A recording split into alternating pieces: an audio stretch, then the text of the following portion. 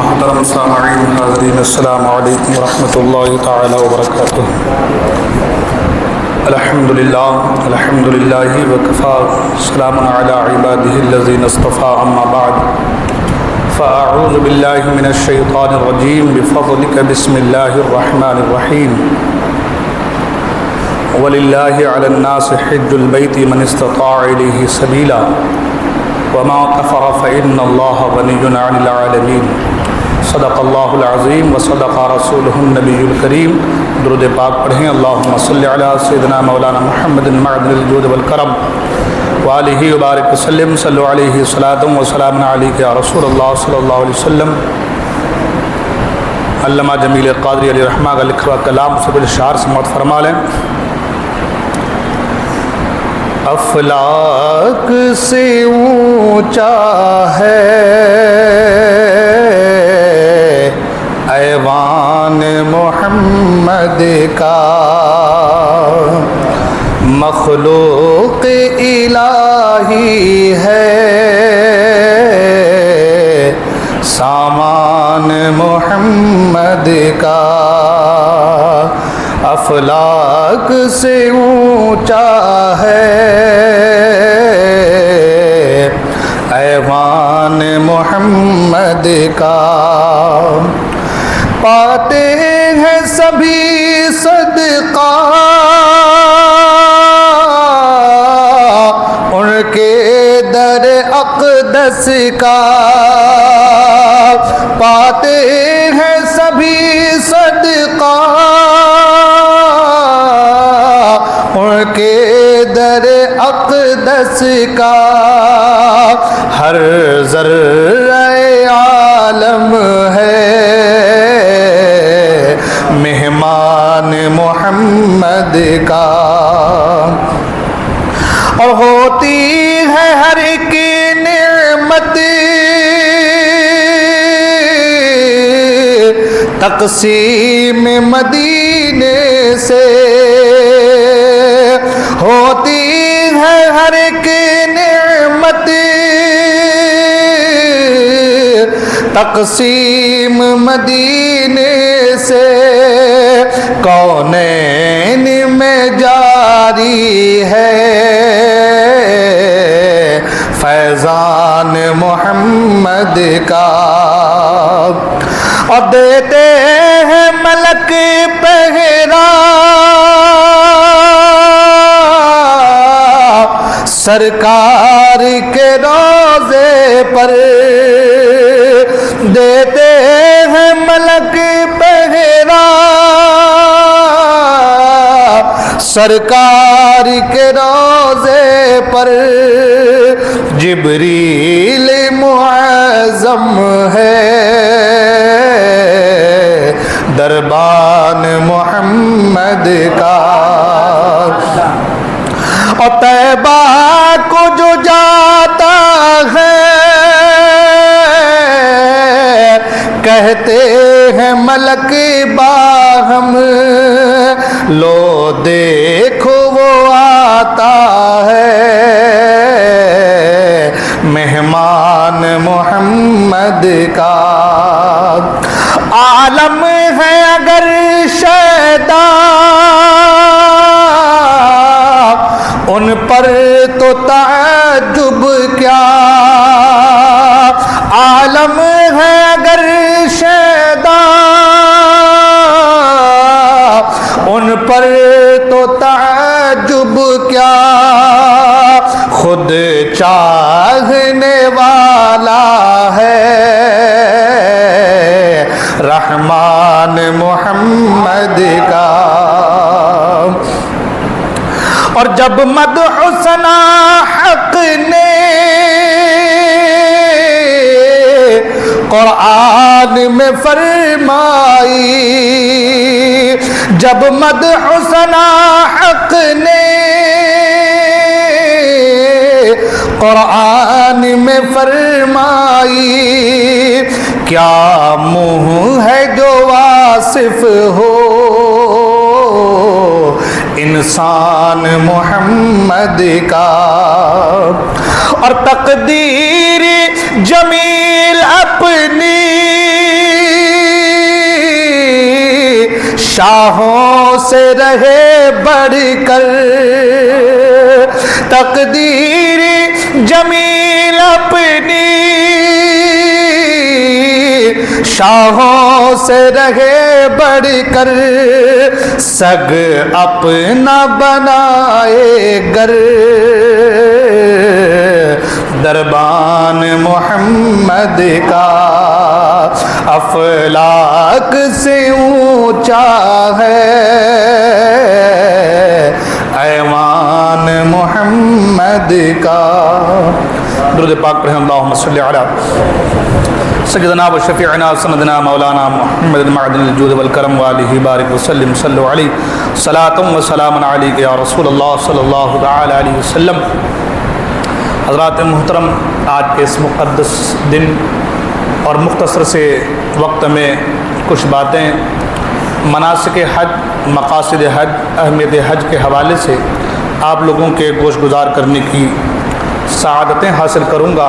خدائے قدیر جبار کی بارگاہ میں دعا ہے کہ اللہ تبارک و تعالیٰ مجھے حق کہنے، آپ حضرات کو حق سننے اور ہم تمام کو حق پر عمل کرنے کی توفیق عطا فرمائے۔ حاجیوں کا قافلہ جا رہا ہے، کچھ لوگ پہنچ چکے ہیں، کچھ جانے والے ہیں، اور ہمارے یہاں تربیتیں وغیرہ بھی ہوتی ہیں۔ حج کے تعلق سے تربیتی کیمپ کا انعقاد ہوتا ہے۔ پچھلے 2-3 سال سے جو ہے میں خود تربیت کرتا آیا ہوں، پر اس سال غالباً تربیتی کیمپ کا انعقاد یاول میں نہیں ہوا۔ ہمارے لیے ضروری ہے کہ ہم لوگ کم سے کم حج کے تعلق سے کچھ سمجھیں، معلوماتیں حاصل کریں، حج کے مقاصد کو سمجھیں۔ اور آج کے دور میں کیونکہ اب لوگوں کا جو رجحان ہے وہ عمرہ کی طرف جا رہا ہے، صرف اور صرف عمرہ کی طرف لوگوں کا ایک رجحان بڑھ جا رہا ہے۔ لوگ یوں سمجھ لیں کہ عمرہ کرنے گئے تو بھائی دیکھ کر کے تو آگے جو دیکھنا تھا، لوگوں کی سوچ بن گئی ہے کہ بھئی حاجی جو حج کرنے جاتے ہیں وہ بھی طواف کرتے ہیں، وہ بھی مینا مزدلفہ عرفات کو دیکھتے ہیں، وہ چیزیں ہمیں عمرہ کے پیکیج میں مل جاتی ہیں اور ہم لوگ وہ ساری چیزیں دیکھ کر کے آ جاتے ہیں، وہ سارے کام کر لیتے ہیں۔ تو ایک سوچ پیدا یہ ہوتی ہے انسان کے دل میں کہ شاید ہم کامیاب ہو گئے، شاید کہ ہم کامیاب ہو گئے۔ تھوڑی دیر مقاصد حج کے تعلق سے ہم اور آپ سمجھیں گے۔ سب سے پہلے حج یہ فرض ہے اور اسلام کے بنیادی ارکانوں میں سے ایک رکن ہے، اور حج کی فرضیت کا انکار دائرے اسلام سے خارج ہے۔ اور اگر کوئی صاحب استطاعت ہے اور حج کی فرضیت کا انکار نہیں ہے اور حج نہیں کر رہا ہے تو وہ گنہگار ہے، اور اگر حج کی فرضیت کا انکار بھی نہیں ہے، صاحب استطاعت ہے، اور صاحب استطاعت ہونے کے باوجود وہ دنیا سے چلا گیا بغیر حج کیے، تو فرمایا گیا کہ اندیشہ ہے کہ اس کا ایمان سلب ہو جائے۔ اور ایک روایت میں اللہ کے رسول صلی اللہ تعالی علیہ وسلم ارشاد فرماتے ہیں کہ جو صاحب استطاعت ہو، یعنی جو حج کرنے کی استطاعت رکھتا ہو اور اس کے باوجود حج نہ کرے، دنیا سے چلا جائے، تو حضور فرماتے ہیں کہ اب وہ چاہے تو قارون کے ساتھ اٹھے، چاہے تو حامان کے ساتھ اٹھے۔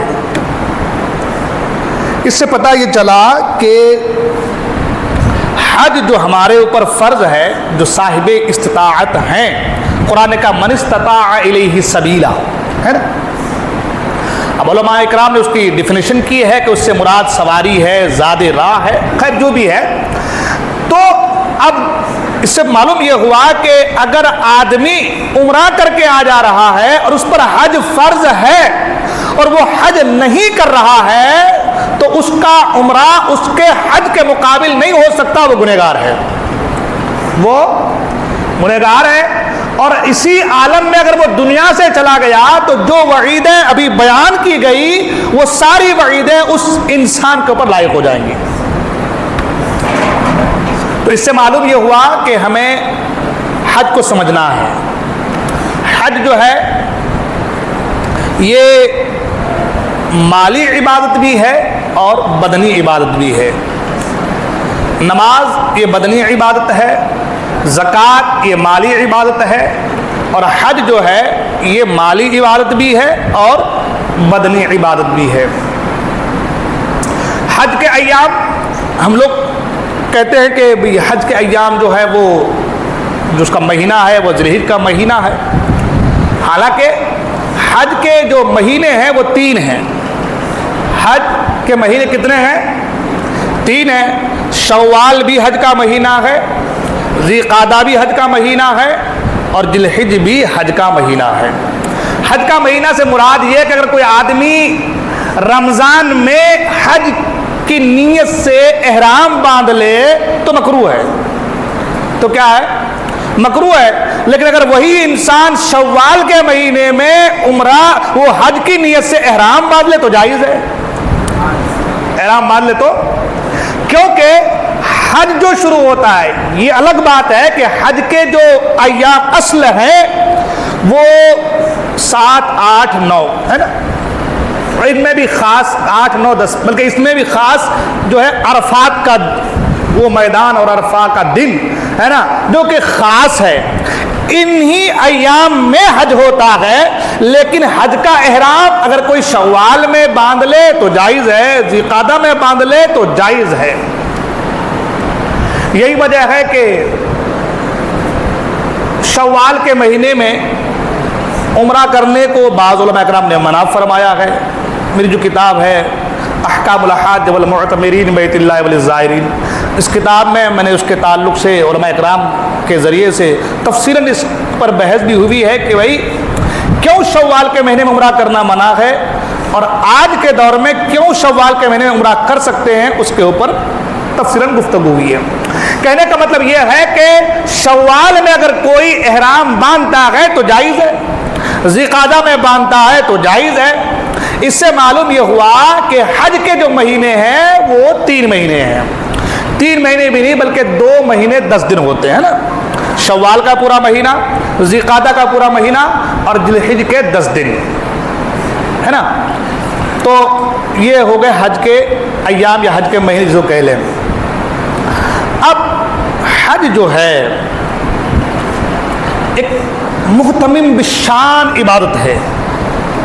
حج ایک ایسی عبادت ہے کہ جس کی فضیلت کے حوالے سے فرمایا گیا کہ بندہ مومن عرفات کے دن عرفات کے میدان سے جب وہ نکلتا ہے اور مزدلفہ مینا کی طرف بڑھتا ہے تو فرمایا گیا کہ اللہ تبارک و تعالی گناہوں سے اسے ایسے پاک کر دیتا ہے جیسے کہ آج ہی کے دن وہ اپنی ماں کے پیٹ سے دنیا میں آیا ہو. یہ مثال ہمارے آپ کی سمجھ کے لیے ہے کہ ہم جانتے ہیں کہ بچہ جب دنیا میں آتا ہے تو وہ کچھ گناہ کرتا نہیں.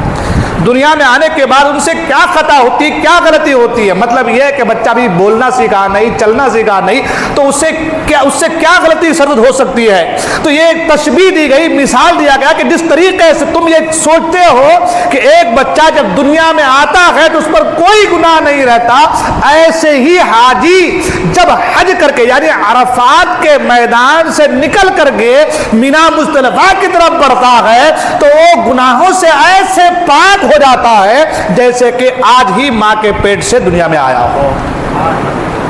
اور فرمایا گیا کہ اللہ تبارک و تعالی حاجی کی فضیلت کے حوالے سے اس کے تعلق سے یہ بھی اللہ کے رسول صلی اللہ علیہ وسلم نے فرمایا کہ اللہ تبارک و تعالی اس کی سفارش پر، اس حاجی کی سفارش پر اللہ تبارک و تعالی 300 دوزخیوں کو، 300 گنہگاروں کو جہنم سے نکال کر جنت کا پروانہ عطا فرماتا ہے. 300. اور ایک روایت میں فرمایا کہ حاجی جب تک گھر نہ پہنچے وہ جس کے لیے دعا فرما دے اللہ تعالیٰ اس کی دعا کو قبول فرماتا ہے، اور جس کی سفارش وہ کرتا ہے یا جس کے لیے دعا فرماتا ہے اللہ تعالیٰ اس دعا کو قبول فرما لیتا ہے. اب یہ تو فضائل ہے اور فضائل میں تو بہت ساری باتیں ہیں. عرض یہ کرنا ہے کہ جب اتنی فضیلت کے حامل جب یہ محترم بالشان عبادت ہے تو پھر اس عبادت کی اہمیت ہمارے اور آپ کے دلوں میں کیا ہے، ہمارے اور آپ کے سینوں میں کیا ہے۔ اور دوسری چیز یہ بھی کہ ہم کو اور آپ کو اسلام کے جو ارکان ہیں، جو عبادات ہے، اس میں کیا کیا حکمتیں ہیں، اس پر تھوڑی بہت کم سے کم ہم لوگوں کو جانکاری ریسرچ کرنے کی ضرورت ہے، ریسرچ کرنے کی۔ یہ اور بات ہے کما حق ہم اس کی اہمیت اور جو اس کی حکمتیں ہیں اس کو کما حق کہو تو ہم حکمتوں کو جان نہیں سکتے، لیکن کم سے کم حکمتوں کا اندازہ ریسرچ کریں، پتہ لگائیں، تاکہ ہمارے اندر اس عبادت کے تعلق سے ذوق اور شوق پیدا ہو جائے۔ ہم لوگ جانتے ہیں کہ لوگ حج کرنے کے لیے گئے ہیں، مکہ مدینہ عرفات وغیرہ میں جائیں گے، وہ لوگ دیکھیں گے وہ وہاں بیٹھے ہیں، وہ وہاں ہیں، اور ہم یہیں سے تصور کر رہے ہیں کہ بھئی یہ حج کرنے گئے ہیں تو وجہ کیا ہے، اس میں حکمت کیا ہے، لاجک کیا ہے۔ حج کی حکمتوں میں سے ایک حکمت یہ بھی ہے کہ یہ پوری دنیا کو، عالم اسلام کے مسلمانوں کو ایک جگہ جمع کر کے ایک نبی کی امت اور ایک جگہ جمع کر کے یہ اظہار کر رہا ہے کہ اے لوگو یہ ہے اللہ کے چاہنے والے اور رسول اللہ سے محبت کرنے والے۔ اب یہاں پر نہ کالا ہے، نہ گورا ہے، نہ مصری ہے، نہ افریقی ہے، نہ انڈین ہے، نہ پاکستانی ہے، نہ فرانس جرمن کے کہیں کے نہیں، نہ گورے لوگ، نہ کالے لوگ، نہ لمبے لوگ، نہ اونچے لوگ، نہ بادشاہ، نہ وزیر، نہ غلام، نہ افسر، نہ بڑا، نہ چھوٹا، کوئی نہیں، چاہے کوئی ہو، وہ سب کے سب اسی میدان میں حاضر ہیں، وہ سب کے سب اسی میدان میں حاضر ہیں، سب جمع ہیں۔ اور جمع جب ہیں تو ہونا یہ چاہیے کہ جب آپ ایک امت ہیں تو پوری دنیا کو یہ پیغام ملنا چاہیے کہ ہم ایک امت ہے اور ہمارا سکہ بھی ایک ہے۔ لیکن ابھی حالات کے تناظر میں ہم لوگ دیکھتے ہیں کہ جگہ جگہ ایسے معاملات ہیں کہ جو ہے مشکل اور ناپید کنار چیزیں معلوم نظر آتی ہیں، مگر پھر بھی ایک جہتی کا ایک جو سبق اور درس وہاں سے ملتا ہے وہ کسی اور جگہ سے نہیں ملتا۔ اور دوسری چیز یہ کہ اس میں ایک حکمت یہ بھی کہ مساوات جو ہے، اتحاد جو ہے، امن و سلامتی کا پیغام جو ہے وہ لوگوں تک پہنچتا ہے۔ اس پر بھی بہت ساری گفتگو ہیں، وقت بہت کم ہے، مختصر سے وقت میں بہت ساری باتیں۔ اس میں سے ایک حکمت اور وہ حکمت یہ کہ ہم کو اور آپ کو سبق ملتا ہے کہ اگر اللہ کی رضا، اللہ کا قرب چاہتے ہو تو اللہ والوں کی نقل کرنی پڑتی ہے۔ اس سے سبق یہ ملتا ہے کہ اگر تم اللہ کی رضا چاہتے ہو، اللہ کا قرب چاہتے ہو، اللہ کو راضی کرنا چاہتے ہو تو اللہ والوں کی نقل ضروری ہے۔ اللہ والوں کی نقل سے مراد یہاں کہ اللہ والوں کے نقش قدم پر چلنا ضروری ہے، اللہ والے جو کریں وہ کرنا ضروری ہے۔ آپ دیکھ لیجئے حج کے موقع، حج کے ایام قریب سے قریب تر آ رہے ہیں اور ہم دیکھ رہے ہیں کہ بھائی ایک حاجی اچھے سوٹ بوٹ والا وہاں گیا ہے، 2 چادریں لپیٹا ہوا ہے، بادشاہ وقت کا مگر 2 چادروں میں ہے۔ ایک حاجی گیا ہے، کوئی کنکریاں مار رہا ہے، کوئی دوڑ رہا ہے، کوئی گول گول ایک ہی گھر کا چکر لگا رہا ہے، اور کوئی ایک پتھر ہے جسے ہم اور آپ جو ہے کہتے ہیں مقام ابراہیم، جس پر حضرت ابراہیم علیہ السلام کے قدموں کے نشان تھے، اس کے پیچھے کھڑے ہو کے نماز پڑھ رہا ہے۔ یہ چیزیں ہیں کیا؟ سوچنے والی بات یہ ہے کہ جب خدا یہیں سے اگر آپ دعا کریں تو اللہ آپ کی دعا کو قبول فرماتا ہے، تو پھر وہاں جا کر کے اس پتھر کے پیچھے 2 رکعت نماز پڑھنے کی ضرورت کیا ہے؟ اور آپ کو بتا دوں کہ طواف کے بعد مقام ابراہیم کے پیچھے 2 رکعت نماز پڑھنا یہ واجبات میں سے ہے۔ کس میں سے ہے؟ واجب ہے۔ طواف کے بعد عمرہ کریں آپ، تو جب آپ عمرہ کرتے ہیں تو طواف کرتے ہیں، تو طواف کرنے کے بعد 2 رکعت نماز پڑھنا، کہاں پڑھنا؟ تو کہا وہ جو حضرت ابراہیم علیہ السلام کے قدموں کے نشان ہے اس پتھر کے پیچھے پڑھنا ہوگا۔ خانہ کعبہ ہے، آپ ادھر نہیں پڑھیں، خانہ کعبہ ہے، پتھر تو ایک ہی سائڈ میں ہے نا، حضرت مقام ابراہیم جو ہے وہ ایک ہی سائڈ میں گئے، لیکن آپ کے لیے حکم یہ ہے کہ آپ کو اس کے پیچھے پڑنا ہے۔ مولا اس کے آگے کیوں نہیں؟ اس مقام ابراہیم اور خانہ کعبہ کے درمیان کچھ جگہ خالی ہے، تو مولا اگر میں اس سے آگے پڑھ لوں، شریعت کہتے ہیں نہیں، تمہیں اس پتھر کے پیچھے پڑنا ہے، اور تمہارے لیے یہ واجب ہے، تمہارے لیے یہ واجب ہے۔ بات سمجھ میں نہیں آئی یا اللہ کہ ہم نماز یہاں سے پڑھیں تو بھی قبول ہے، ہم نماز کسی شہر دوسرے شہر میں جا کے پڑھیں وہاں قبول ہے، ہم گھر کے اندر نماز پڑھیں تو بھی قبول ہے، خانہ کعبہ میں بلا لیا ہے اور وہاں جانے کے بعد بھی حکم یہ ہے کہ یہاں نہیں، اس پتھر کے پیچھے پڑھو۔ مقام یہ جو بتا رہا ہوں میں، یہ صرف سنیوں کے لیے نہیں ہے، یہ سب کے لیے ہے۔ یہ صرف یہ نہیں کہ بھائی یہ سنی لوگ ہیں، امام احمد رضا بریلی والے کو ماننے والے لوگ ہیں، ارے بھائی ہم جو ہے امام احمد رضا کو ماننے والے لوگ ہیں، ہم تو کریں گے ہی، ہم تو کریں گے ہی، کیونکہ ہمارے امام نے ان جگہوں کے تعلق سے جو ہمیں درس دیا ہے وہ درس ہم صبح قیامت تک نہیں بھلا سکتے۔ سرکار فرماتے ہیں حرم کی زمین اور قدم رکھ کے چلنا، حرم کی زمین اور قدم رکھ کے چلنا، ارے سر کا موقع ہے ہو جانے والے، تو ہم تو محبتی لوگ ہیں، محبت کریں گے، لیکن جو محبت سے ناشنا ہے، جو محبت سے دوری بنائے رکھے ہیں، جو کہتے ہیں یہاں شرک وہاں شرک فلاں شرک یہ بدعت یہ خرافات، ان کے لیے بھی حکم ہے کہ وہ اسی پتھر کے پیچھے 2 رکعت نماز پڑھنی ہے۔ آخر اس پتھر میں ایسی بات کیا ہے؟ آخر اس پتھر میں ایسی بات کیا ہے؟ تو میں آپ کو بتا دوں، ہم نماز پڑھتے ہیں، جب نماز پڑھتے ہیں ہم کہتے ہیں صراط الذین انعمت علیہم، کیا کہتے ہیں؟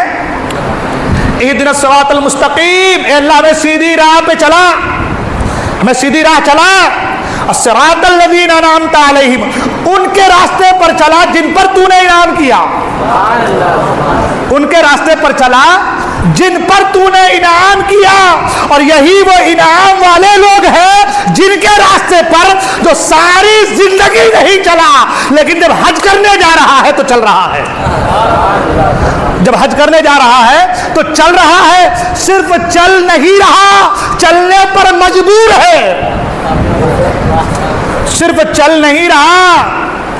یہ بات ایسے نہیں کہ جوش میں کہہ دے رہا ہوں، کم سے کم ٹھنڈے دماغ سے سوچئے، جو کہتے ہیں یہاں نہیں جانا وہاں نہیں جانا، مزاروں پہ نہیں جانا، ان کے پیچھے نہیں جانا، ان کے سامنے نہیں آنا، ان کا فلاں جو ہے، یہ ساری نہ جانے کیا کیا بات ہے، یہ ساری زندگی کرتے رہے، لیکن اگر اسے حاجی ہونا ہے، اگر اسے یہ سوچنا ہے کہ میرے رب کی رضا مجھے چاہیے اور میں طواف کروں، طواف قبول ہو، تو اسے وہ کام کرنا ہے جو کام کے تعلق سے ہم نماز میں کہتے ہیں صراط الذین انعمت علیہم، انعام یافتہ لوگوں کے راستے پر چلا۔ اور انعام یافتہ حضرت ابراہیم تو ہے نا، حضرت حاجرہ تو ہے نا، حضرت اسماعیل تو ہے نا، تو انہی کے راستے پہ تو چل رہے ہو، انہی کے نقش قدم پہ تو چل رہے ہو۔ آپ دیکھ لیں حاجی حضرات جو گئے ہیں، جو عمرہ کرنے گئے، ان سے بھی بہت جلدی کے ساتھ وقت کم ہے، جب طواف کرتے ہیں تو طواف کرتے وقت جو ہے ایک کپڑا ایسے نکال کر کے، ایک کاندھا کھلا ہوا، دائنا کا کھلا ہوا، اور ایسے چادر کو ڈال دیتے ہیں اور طواف کرنا پڑتا ہے، یہ کھولنا پڑتا ہے نہیں؟ آپ نماز پڑھے تو ڈھک کے نماز پڑھنے کا حکم ہے، نماز پڑھے تو حاجیوں کے لیے بھی، عمرہ کرنے والوں کے لیے بھی ڈھک کے پڑھنے کا حکم ہے، لیکن طواف کرو تو کھول کر کے گھومنے کا حکم ہے نا؟ وجہ کیا ہے؟ جب فتح مکہ ہوا، مکہ جب فتح ہوا نا، تو کچھ لوگوں نے کہا کہ صحابہ اکرام تو تھکے تھکے سے نظر آتے ہیں، ہم نے بڑی جلدی سرنڈر کر دی، اگر ہم چاہتے تلوار پھینکتے نہیں تو ان سے مقابلہ شاید کہ کر لیتے۔ اللہ کے رسول کی بارگاہ میں بات پہنچی، حضور نے فرمایا اپنے کاندھے صحابہ کھول کے چلو، چادر ہٹاؤ، کاندھے دکھاؤ اور رمل کرو، اکڑ اکڑ کر چلو۔ اکڑ اللہ کو پسند نہیں ہے، آپ نے سنا ہے اکڑ اللہ کو پسند ہے، یہ ہم بھی بولتے ہیں وہ بھی بولتے ہیں، اکڑ اللہ کو پسند، تکبر اللہ کو پسند ہے، اکڑ کر چلنا پسند ہے مگر مصطفیٰ کر اکڑ کر چلو. ان کو بتاؤ یہ جو کہہ رہے ہیں کہ صحابہ تھکے تھکے ہیں, ان کو بتاؤ اپنے کاندھے مونڈے کھول دو اور اکڑ اکڑ کر چلو. خدا کی بارگاہ, اللہ کا گھر, ادب والا گھر, برکت والا گھر, ایسا گھر کہ جس کے طواف کے تعلق سے حکم ہے کہ بندہ جب طواف کرتا ہے خاموشی کے ساتھ طواف کرتا ہے, کچھ نہیں بولتا, صرف اللہ اللہ کرتا ہے اور اللہ اللہ کرتے طواف کر لے. حضور فرماتے ہیں کہ اللہ تبارک و تعالی اس کے ہر قدم کے بدلے 70,000 گناہوں کو معاف فرما دیتا ہے. 70,000 گناہوں کو معاف فرما دیتا ہے, 70,000 نیکیاں عطا فرماتا ہے, 70,000 درجے اس بندے کے بلند کرتا ہے. وہ طواف, وہ جگہ, وہ طواف. مگر یہاں پر رک کر بات بتا دوں, مگر آج کل تو کچھ اور معاملات ہیں. گئے ہیں طواف کرنے, لے رہے ہیں سیلفی. گئے ہیں طواف کر رہے ہیں مگر لے رہے ہیں, اللہ کی پناہ ہے, شرم و حیا ختم ہو گئی ہماری. دیکھو میں نے خانہ کعبہ میرے پیچھے ہے, میں پیچھے کھڑا ہوں, طواف کر رہا ہوں اور یہ فوٹو میں انسٹاگرام میں ڈال رہا ہوں. لی جائے گی. جبکہ علماء فرماتے ہیں کہ طواف کرتے وقت خانہ کعبہ پر نگاہ بھی نہیں پڑنی چاہیے. ادب کا یہ مقام ہے, نظریں جھکائے طواف کرو, پڑھتے پڑھتے جاؤ, ذکر کرتے کرتے جاؤ, درود پڑھتے جاؤ, خانہ کعبہ پر نظر نہیں پڑنی چاہیے. یہ ادب ہے, یہ جلال ہے خانہ کعبہ کا, اللہ کے گھر کا یہ جلال ہے. علماء نے فرمایا کہ اگر کوئی نظر کر لے تو حکم یہ ہے کہ وہ جو چکر ہے اس چکر کو دوبارہ پھر سے کرے. جس چکر میں اس نے خانہ کعبہ پر نظر ڈالی ہے اس چکر کو دوبارہ کرنے کا حکم ہے. بلکہ بعض علماء یہاں تک فرماتے ہیں کہ اس طواف کو ہی پھر سے شروع کرے.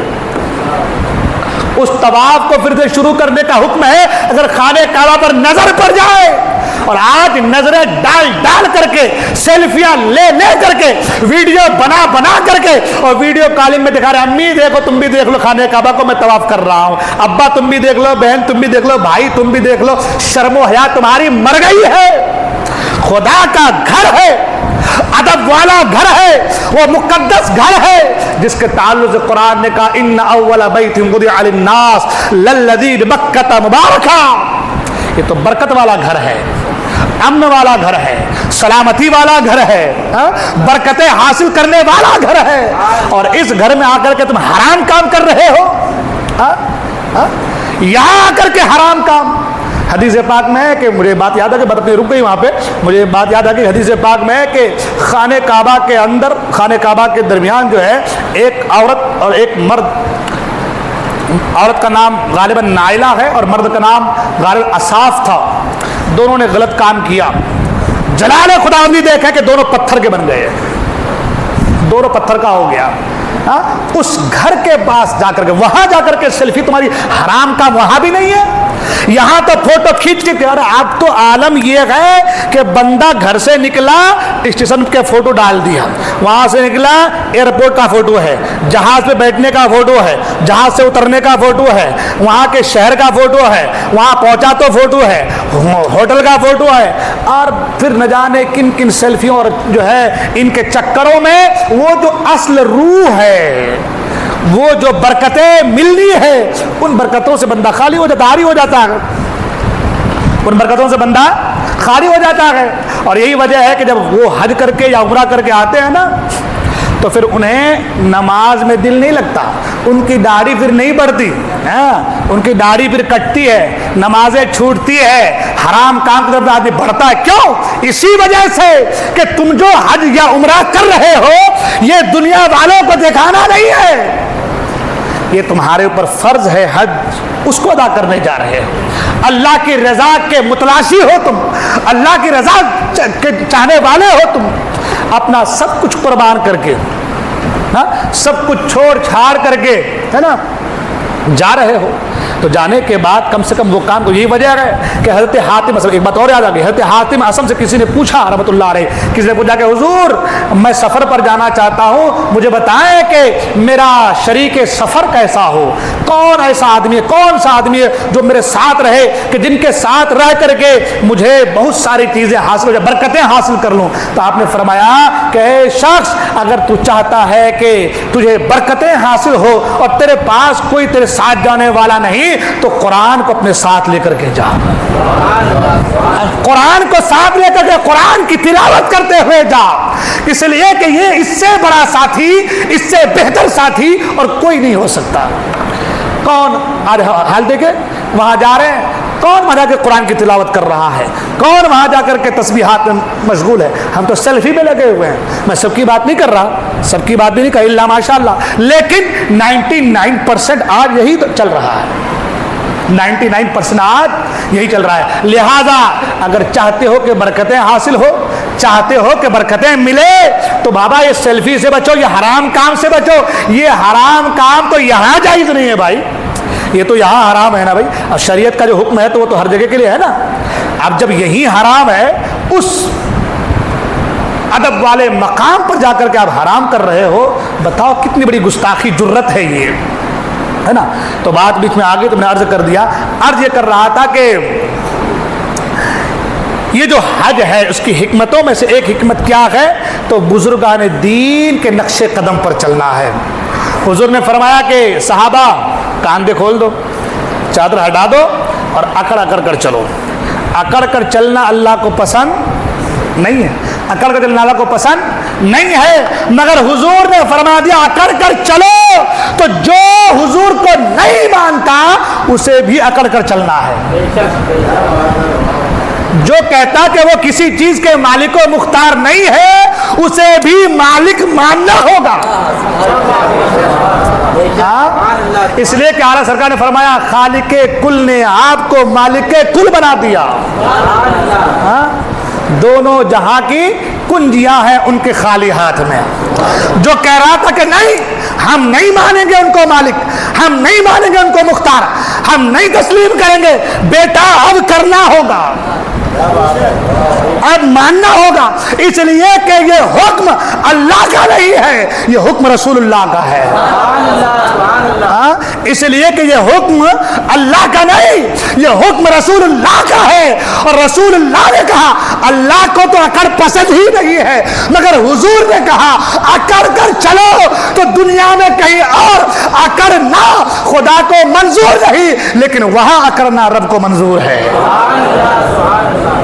کہیں اور اکڑو گے تو اکھڑ جاؤ گے، کہیں اور اکڑو گے تو اللہ کی بارگاہ سے دور ہو جاؤ گے، کہیں اور اکڑو گے تو اللہ تبارک و تعالیٰ کی بارگاہ اس کے قرب سے دور ہو جاؤ گے، لیکن وہاں اکڑ کر چلو گے تو اللہ کا محبوب بن جاؤ گے۔ وہاں اکڑ کر چلو گے تو اللہ کا برگزیدہ بندہ بن جاؤ گے۔ بتانے کا مقصد یہ ہے کہ ہم جو کہہ رہے نماز میں اہدنا الصراط المستقیم صراط الذین انعمت علیہم، اے اللہ سیدھی راہ چلا ان کے راستے پر جو جس پر تو نے انعام کیا، اب ان کے راستے پر جو ساری زندگی نہیں چلا، نہیں میں نہیں چلوں گا، نہیں میں نہیں چلوں گا، نہیں میں نہیں جاؤں گا، آج اسے بھی جانا ہے، آج اسے بھی دوڑنا ہے۔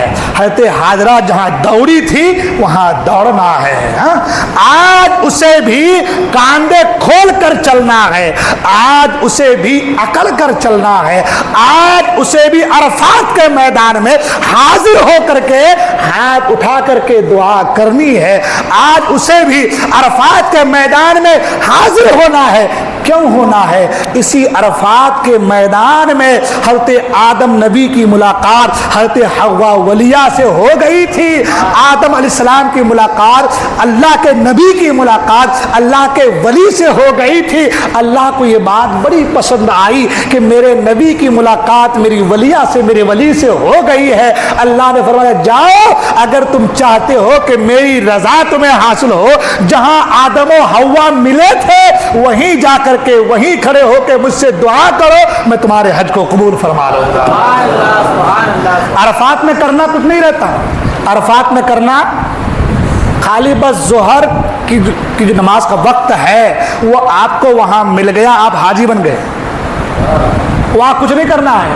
عرفات کے میدان میں جو حج کرنے گئے وہ جانتے حاجی حضرات ہمارے، وہاں کچھ کرنا کچھ بھی نہیں ہے۔ ظہر کا وقت آپ کو مل گیا، دعا کر لیے، بہت اچھی بات ہے، کرنی چاہیے۔ مسنون طریقہ یہ ہے کہ اپنے جو ٹینٹ لگے ہوئے ہوتے ہیں اس کے باہر کھڑے ہو کر کے دعا کرنی چاہیے، آنی چاہیے۔ اگر کوئی نہیں آ رہا ہے، صرف اندر بھی ہے، تو بھی وہ حاجی بن جائے گا۔ ارے حکم تو یہ ہے کہ اس دن اگر کوئی احرام باندھ کر کے حج کی نیت سے فلائٹ سے اوپر عرفات کے میدان سے گزر جائے وہ بھی حاجی بن جائے گا۔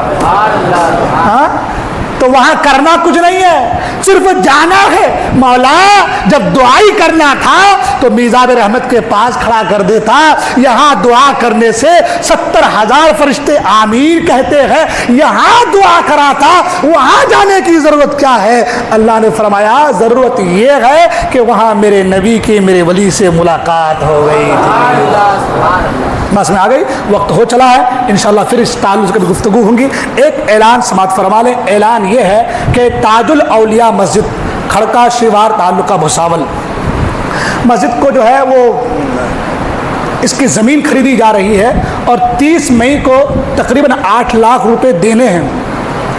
تو انہوں نے کیا کیا کہ 10 مئی بروز اتوار 11 بجے سے 3 بجے تک ہے نا بمقام ستیا سائی نگر پلاٹ نمبر 5657 پر جو ہے بھساول میں کھانے کا انتظام اور ایک چھوٹا سا مختصر پروگرام رکھ دیا کہ بھائی لوگ آئیں گے پروگرام میں تو کھانا بھی کھا لیں گے۔